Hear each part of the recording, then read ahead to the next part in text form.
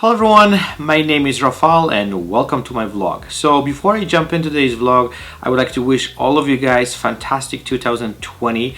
I know it's almost end of January and I should talk to you guys a long time ago, but I've decided to take a little bit of break. I went back to Poland, I spent some time with my family.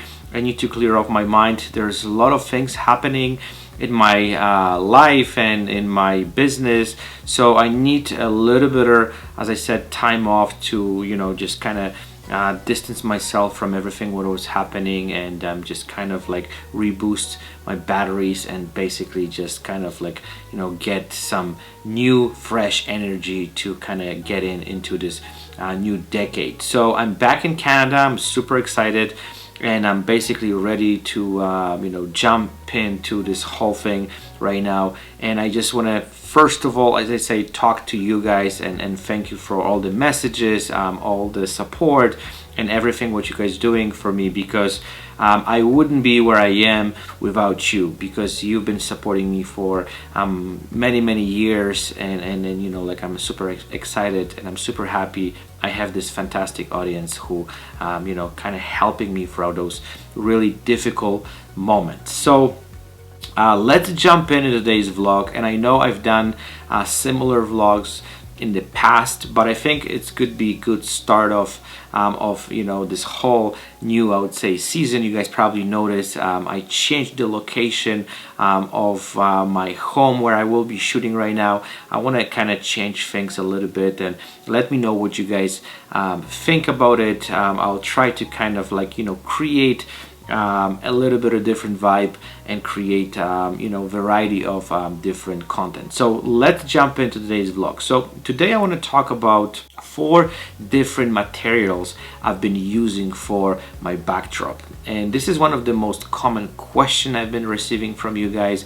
What do you use, how to use it, and I'm gonna go briefly through 4 of my favorite ones, and I'm gonna share with you guys how I use them and what exactly I'm using. You guys probably know some of them, you guys probably don't know I would say all of them, but I've been just keep testing different things and see what works, what doesn't, and I'm always for the lookout on whenever I'm going shopping, and sometimes I actually going to stores just to kind of see things and try to see what might work to create something I would say interesting and create some vibrant and interesting background. So the first thing what I always look for is how this material is reflective. So the more reflective it is, it's better, and basically that's what creates this interesting bokeh, and that's what creates those interesting patterns. So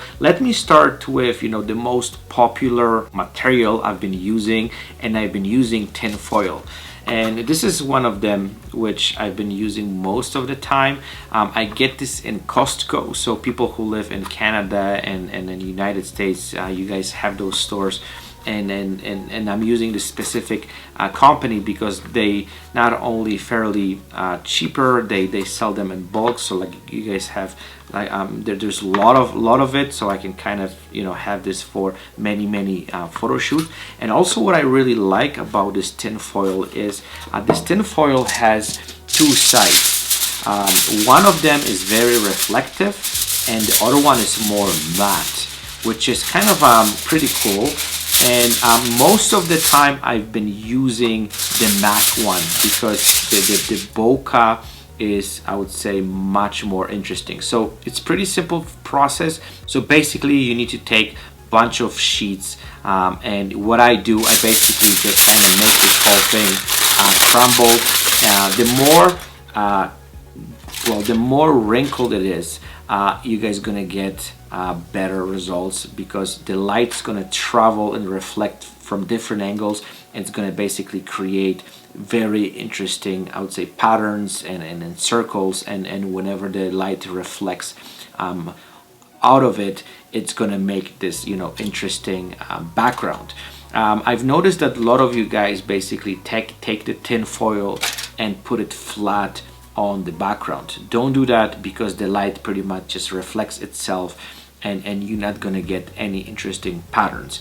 Also, as I said, the next thing, try to use the matte side of the tin foil, because that's what's gonna it seems like the bokeh looks better. The more reflective it is, actually create those hot spots, and it basically doesn't look good. There's different companies which makes tin foil. Any basically store which kind of has any kind of food stuff, you can ask for tin foil, and then you can basically get it. And it's one of those things which it's really easy to use. I don't use any cardboards nowadays. I basically take just a regular painting tape and I stick it to any wall. I usually use about 4 or 5 sheets. They are 2 meters wide, sometimes a little bit more, and it needs to be about 1.5 meter high. And yeah, that will do the trick. And then you can create with different gels, different colors, and there will be separate vlog about it. But this is one of the most, I would say, popular and the most common material I've been using for the background. The next thing what I've been using, and it's also I never talk about it, but also it's pretty cool. I'm using this actually tape. It's also like a tin foil tape, but it's used for furnaces. So if you go to any Walmart or any Home Depot and you ask for furnace tape, this is what you're gonna get. It's again very cheap, and it's also very sticky, so you can create different shapes. You can basically create also sheets out of it. You can also mix stuff with the tin foil. It's pretty cool because as I said, you can create a lot of dimension out of it, and again, it's fairly useful. It's really reflective, and it's pretty neat to create something very, I would say, interesting with specific patterns. You can very easily modify this tape to whatever shapes you want. So this is another I would say big thing which it's very handy for me, and I've been having this for most of my shoots, and it again is very cheap, and then it doesn't magic. Like, honestly, I really like it. The next thing what I've been using, and this is something also which could be much more difficult to get, you can use the silver fabric, and I ordered this one online. If you go to Amazon and you basically type it silver fabric, this is what's gonna come. It's pretty flat, so basically what you would have to do, you have to create some kind of wrinkles out of it. You need to kind of create some kind of shapes out of it to create specific patterns, as I said, to make the light reflect different directions. It's going to create you know, interesting bokeh. And again, I will show you some examples with the results you're going to get. And the last thing what I would like to show today, and this is something what I discovered not a long time ago, and this is, I would say, something which is like right now is the best time to purchase those stuff, and this is like the Christmas ornaments. So you guys probably seen, I posted some images, and those are like, I got it at Michael's.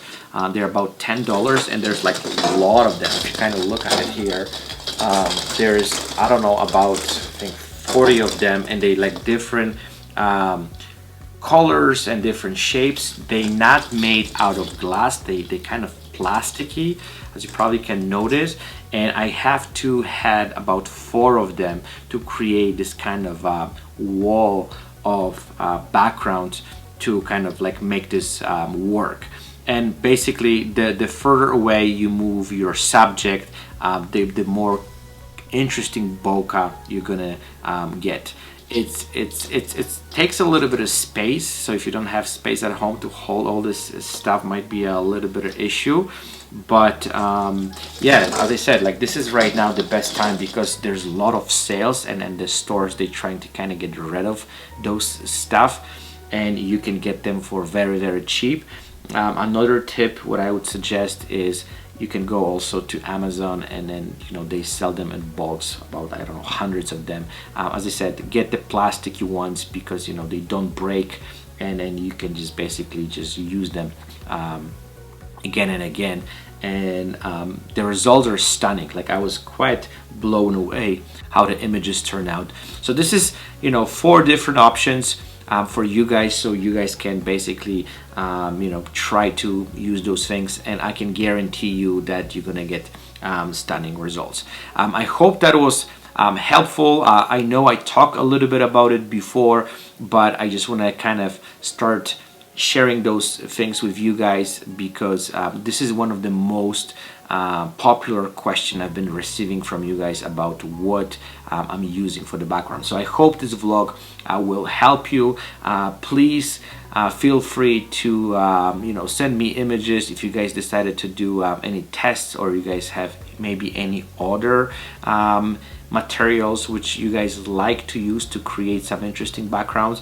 Those are my 4 favorite materials I've been using to create those interesting backgrounds. So again, I hope that was interesting. If you have any other specific question, please feel free to contact me. Please stay tuned, and I'll chat with you guys very soon. Bye bye.